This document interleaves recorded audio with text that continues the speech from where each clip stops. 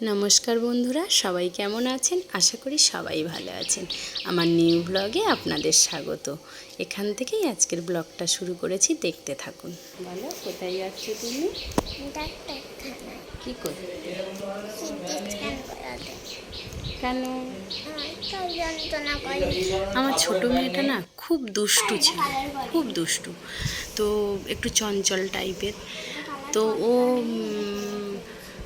খুব পড়ে যেত, মানে বারান্দায় ছুটতে গেলে পড়ে যেত, দেয়ালে ঠুকে যেত, দিদির সাথে খেলতে গেলে খাটে থেকে পড়ে যেত।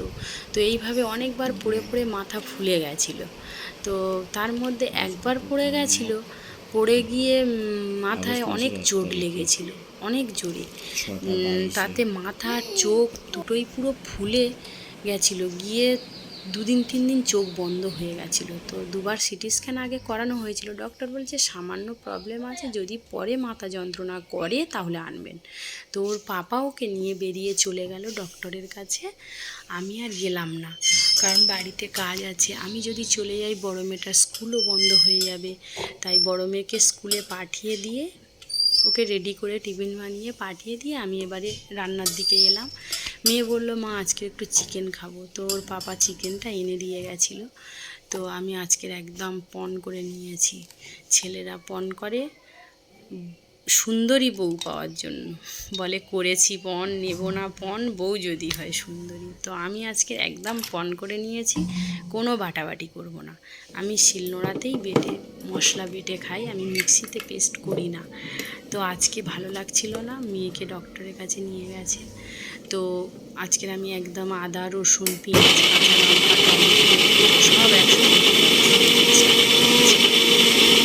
হাতের কাছে যন্ত্র থাকতে বলে না, ঘোড়া দেখলে খোঁড়া, তো তাই ব্যাপার আর কি। তো একটু পেস্ট করে নিয়েছি। তখনকার দিনে মা কাকিমাদের দেখেছি, জেঠিমাদের দেখেছি, ঠাকুমা করতো এই মাংসর সাথে সমস্ত মশলা একসাথে মাখিয়ে নিত। কোনোদিন আলাদা করে কষতে ওরা জানতোও না। তো কত সুন্দর লাগতো তখন রান্না করলে, মানে অন্যরকম একটা টেস্ট ছিল। আর এখন যেমনভাবেই রান্না করো না কেন, কোনো টেস্টই পাওয়া যায় না। তো যাই হোক, আমি ওই আদা, রসুন, পেঁয়াজ যে পেস্টটা করে নিয়েছিলাম সেটা দিয়ে দিলাম মাংসতে। একটু গরম মশলা, একটু মিট মশলা, একটু সর্ষের তেল, মানে হলুদ, লবণ, গুঁড়ো লঙ্কা সব একসাথে দিয়ে মানে মাখিয়ে নিয়েছি। বললাম না একদম পণ করেছি, আজকে আলাদাভাবে কিছুই করব না, তো কিছুই করব না। তো কড়া গরম করে একটু তেল দিয়ে দিলাম, দিয়ে একটু আলুটা কেটে নিয়েছিলাম। তার ফাঁকে অনেক কাজও করে নিয়েছি কিন্তু। তো আলু ছাড়াতে গিয়ে আবার ঠাকুমার কথা একটু মনে পড়লো। ঠাকুমা বলতো, আমার মেজো বৌদিকে বলতো, এই শুনি একদম আলুর ছাল ছাড়াবি না, কিন্তু আলুর ছাল ছাড়ালে সব ভিটামিন চলে যাবে। তো আমরা তো আর মডার্ন যুগে সেই ভিটামিনের চিন্তা করি না, আমরা সব ছাড়িয়ে ফেলে দিই। তো যাই হোক, আলু ভেজে নিয়েছি, ভেজে তুলে নিয়েছি, নিয়ে সেই তেলে একটু গরম মশলা দিয়ে দেব, দিয়ে আর একটু পেঁয়াজ দিয়ে ভাজা ভাজা করেই মাংসটা দেবো আর কি। একটা পেঁয়াজ কুচে দিয়েছি। তো তখনকার দিনে আমরা যখন ছোট ছিলাম, তখন আমাদের বছরে একবার, বছরে দুবার মাংস হতো। আমাদের পাড়াতে তো মাংসই হতো না কারোর বাড়িতে, বছরে একবার, খুব রেয়ার, বছরে একবার মাংস হতো তখনকার দিনে যখন আমরা ছোট ছিলাম। আর এই যে আমার মা মুরগি পুষতো, তো আমাদের বাড়ি বছরে 2-3বারও মাংস খাওয়া হতো, কিন্তু অন্যান্য বাড়ি বছরে একবার করে মাংস হতো। খুব আনন্দ করতো বাচ্চারা।